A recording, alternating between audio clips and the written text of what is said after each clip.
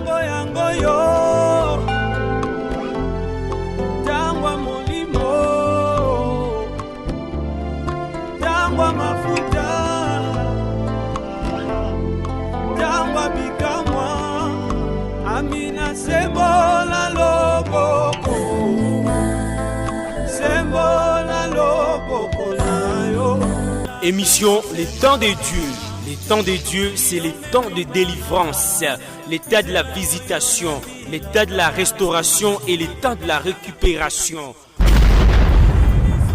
Zacharie, chapitre 14, versets 7 et 10. Ce sera un jour unique, connu de l'Éternel, et qui ne sera ni jour ni nuit, mais vers le soir, la lumière paraîtra.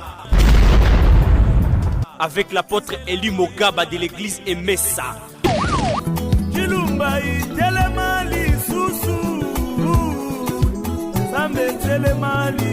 Suivez chaque mardi de 17h15 à 17h45 sur la 87.5 MHz FM. Il envoya sa parole et les guérit. A Tindili Susu Lilobana émission Oyo. Les temps de Dieu. Yoka Liloba, Obikana Liloba. Tangwe Koki. Amen. Mongeza makasi ngambo na ngambo ezali kobeta yo zali nyonso mpona ngai simba ngai yo zali nyonso mpona ngai yo zali nyonso mpona ngai belayo eza malobe memeli délivrance malobe bazo lebelo eza malobe memeli vie malobe bazo lebelo ezali malobe memeli royaume c'est-à-dire on va memona ka royaume on va komona ka bokonzi na nzambe on va komona délivrance pe kondima liloba na bien aimé oko vivre miracle na nzambe oko vivre transformation na vie na yo oko vivre délivrance na vie na yo po kondima ezali image ya makambo oyo moni kati na maloba na nzambe bien aimé kondima ezali image ya makambo oyo moni kati na maloba na nzambe c'est-à-dire makambo oyo moni kati na maloba na nzambe nde ezali ba image oyo zo raisonner ke lobi nanga nazomona loboko na nzambe parce que malobo bateinga lelo ezali maloba e comme ma situation positive na vie nanga eza maloba oyo comme ça kati na masumu eza maloba comme ça kati na désordre eza maloba ko zonga sana kati na droiture eza makambo gotia ordre na vie nanga c'est-à-dire tant baza ko oza ko yoka loba na nzambe komona ka pasteur te komona ka motei te komona ka église te komona ka elenge pasteur na latité banda komona nzambe kati na maloba ya mosali na nzambe banda komona nzambe kati na maloba ya mosali na nzambe azali pasteur na yo banda komona nzambe kati ba message o nzambe azolobela yo nde babengango motema ozali motema na sika eyokaka makambu lolenge bata mokili baza koyoka te bien aimé tozala matoi mais biso toza koyoka ndenge moko te tozala miso mais biso tokomona ndenge moko te oyokaka ndenge nini omonaka ndenge nini olobaka ndenge nini bien aimé dans le Seigneur tolobi kondima ezali image ya makambo oyo moni kati na maloba na nzambe maloba ya nzambe ezali image ya maloba oyo nzambe alingi kosalela yo c'est-à-dire ezali image ya makambo nzambe azonga salela yo donc tango nzambe nga salelo likambo akotindelo liloba bible lobi Israël bazaki na boum na Égypte maintenant pour nzambe délivrer bango banda ba action na ye première action na nzambe pona ko délivrer Israël bible lobi atindaki liloba nzuka nde liloba ne ezaki programme babengango le plan de la rédemption lolenge ni nzambe abongisi ko sikola Israël na maboko ya pharaon na kata boum ya dur travail ya esclavagisme ya 400 ans atindaki loko mosusu te atindaki ba dollar te atindaki ba arme te atindaki mbongo te bible lobi atindaki liloba na nzela na moumbu na mosali na Moïse azaki porte-parole il y a message ya délivrance azaki porte-parole il y a message ya vie azaki porte-parole il y a message comme mabongo na kana na mboka ya elaka nzoka nde liloba ngonde Yesu Kristo ne liloba na nzambe tango tozali koka liloba na nzambe tozoka Yesu Kristo kosolola na biso tango tozali koka liloba na nzambe toza komona Yesu kati na parole na ye c'est-à-dire bien aimé longola ba mauvaise conception ba mauvais raisonnement ba pensée négative ba pensée à échec ba pensée à découragement ba pensée à intimidation c'est-à-dire banda komona nzambe à travers parole banda komona Christ à travers parole banda kondima liloba na nzambe eza na bomo et ko kiko changer situation na yo bien aimé bien aimé dans le Seigneur nzambe azali na besoin yondeko ozolongana na poka lelo obanda ko peindre ba image moko na kati na maloba oye amoni kati na yo c'est-à-dire banda ko peindre ba image moko na maloba oyo omoni kati na maloba na ye nzambe. Tangu nzambe azoloba ozomona nini? Eloko nini ozomona? Makambo ozomona kati na maloba na nzambe, ba image ozomona kati na maloba na nzambe de destiné o nzambe azomemela yo. C'est-à-dire tango ozoyoka loba na nzambe banda komona ka déjà destiné eza caché kati ya parole. Banda ko peindre ba image moko ya malam, banda ko peindre ba raisonnement moko ya malam, banda komona esengo ya délivrance, banda komona esengo ya réussite. Esengeli omona image kati ya maloba na nzambe. Tango baza kote ozomona ni komona ngai te, koyoka pe mungongo na ngai te, mais banda koyoka mungongo na nzambe à travers message o nzambe azolobela na poko lelo. Exemple bien le na pesa yo. Balobi to dessiner vélo ou bien to dessiner un kicker. Nanu omona vélo te, nanu omona kicker te. Oko dessiner eloko nini? Bato ba yebi vélo ba ko dessiner vélo. Na muto yebi kicker, ako dessiner kicker, ba ba mona kicker te. Na si ba yebi kicker ba zelo ngona ba zo comprendre kicker ezelo nini. Ba yebi vélo pe ba zo comprendre vélo ezelo nini. Mais muto yebi kicker te ko tuna kicker au pasteur azo ba eza eloko nini? Pasteur azo na ko dessiner nini na ebate. Ça dit maloba na nzambe peza bongo. Ezali ndenge moko na maloba oyo nkolo azo lobela biso. Ndenge moko na liloba na nzambe. Soki na ba examen bezana examen beneme lokola bandeko bana na biso ba frère bazana examen d'état, c'est-à-dire na cadre d'examen okokanisa na likambo moko oyo oyekolaki pe oyo yo oyebi malamu nde oko répondre na ba questionnaire ya ba examen, c'est-à-dire soki ozana likambo moko te oyekolaki makambo mais na kati na makambo yo tanga o retenir eloko moko te, na kati na makambo yo tanga ozana makambo kati na yo te, tango ba ko poser ba question na ba examen oko répondre eloko moko te, papier ko koma munene oko ko répondre te parce que examen ye tango baza ko yekola ozo retenir eloko moko te.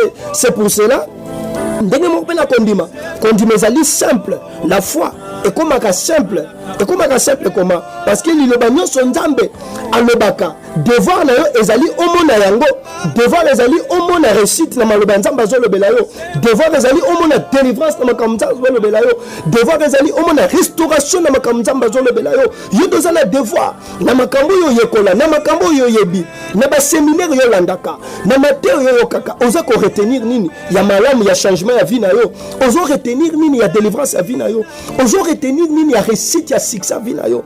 Tika ko retenir ba échec, tika ko retenir ba découragement, tika ko retenir ba esprit de mort, tika ko retenir ba malédiction, banda ko retenir ba bénédiction, banda ko retenir royaume nzambe, banda ko retenir vie du ciel à travers la parole de Dieu. O nzambe azolobela yo. Bien aimé, nandi ko biselo komoko parce que tozo pousse la penza pene ya tango na biso. Bien aimé, pour omona yango esengeli ozala na image na motema na yo, na motema na yo ozala na image nini ya malamu eza kati na motema na yo, na kati ya motema na yo soki eza na banzube, kati ya motema na yo soki eza na ba problème, kati ya motema na yo soki eza na ba souci, kati ya motema na yo soki eza na kobanga, kati ya motema soki eza na ba négativité. Bien aimé, okobika te okomona loboko na nzambe te parce que na kati ya motema na yo ozana ba inquiétude, na kati ya motema na yo ozana assurance te, na kati ya motema na yo ozana kobanga, na kati ya motema na yo ozana doute, na kati ya motema na yo ozana ba regret, ozana ba découragement. C'est-à-dire liloba yo sozo te ezo fortifier yo te.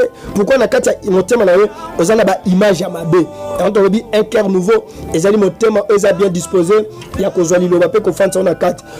Bien aimé, comment on a ba négativité na vie na yo, comment on a ba échec te na vie na yo, zala homme positif, banda comment on a ba image positive, ba image ya bien, ba pensée ya kitoko, ba pensée ya malam. Bien aimé, message za pona yo na pona yo de komoko oza désespéré, kondimano kiti makasi, kondimano eningani pona ba problème yo kutani nango. Bien aimé, ndenge nini oyo oza koloba na motema na yo ekokana na oyo ozokanisa. C'est pour cela tongito yebisa mutu moko na pokwa lelo zwa courage, senga nzambe apeso motema ezali bien disposé, un cœur nouveau.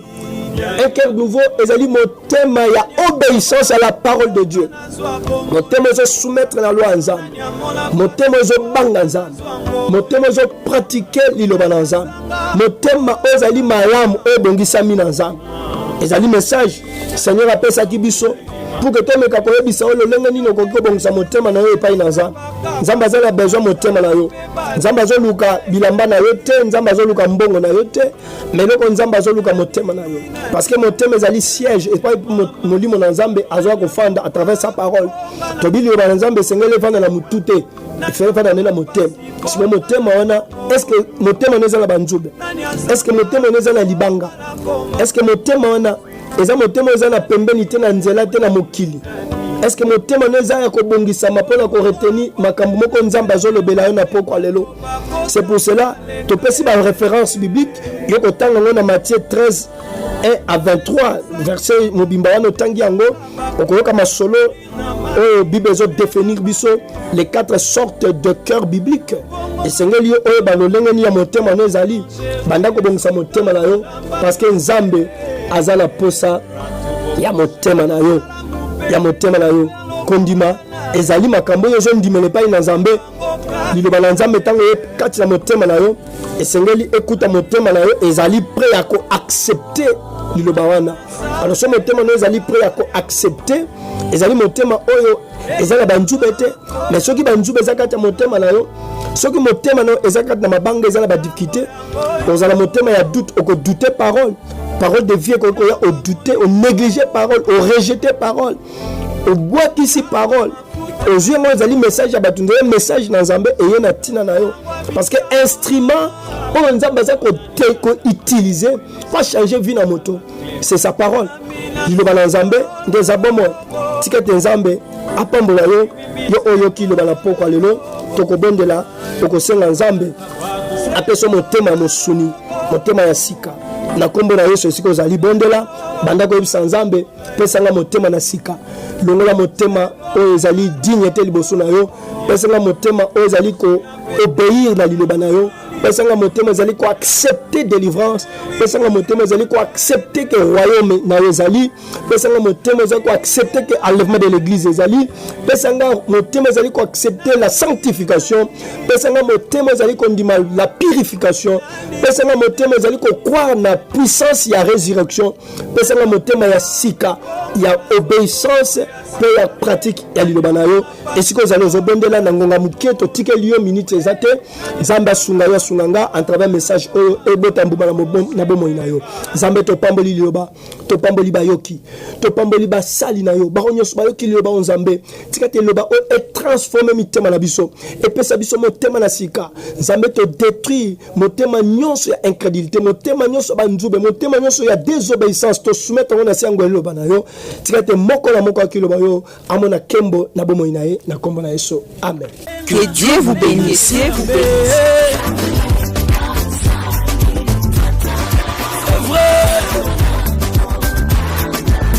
Jamais, jamais, jamais. Tango yango yo.